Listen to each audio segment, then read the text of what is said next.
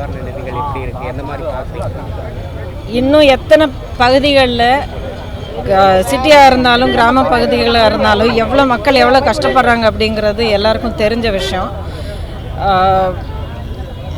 நிவாரண பணிகள் இன்னும் ஆரம்பிக்கப்படலை. இன்னும் மக்களுடைய கஷ்டங்கள் காது கொடுத்து ஒரு மனசோட காது கொடுத்து கேட்டு அதுக்கான ஒரு நிவாரண பணிகள் செய்கிறதுக்கான ஒரு இன்டென்ஷன் எங்கேயும் காணப்படலை.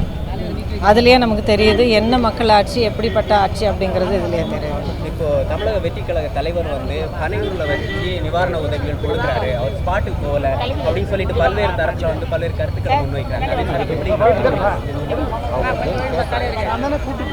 மக்களுடைய சேவைக்காக மக்களுடைய பணிகளில் ஈடுபட்டு மக்களுடைய உரிமைகளை பாதுகாக்கிறதுக்காக அரசியல் களத்தில் யார் வந்தாலும், தலைவராக இருந்தாலும் ஒரு தொண்டனாக இருந்தாலும், மக்கள் மத்தியில் இறங்கி நின்று வேலை செஞ்சாதான் அதுக்குன்னு ஒரு உண்மைத்தனமும் ஒரு அங்கீகாரமும் கிடைக்கும். இவ்வளோதான் இந்த நேரத்தில் நான் சொல்லுவேன்.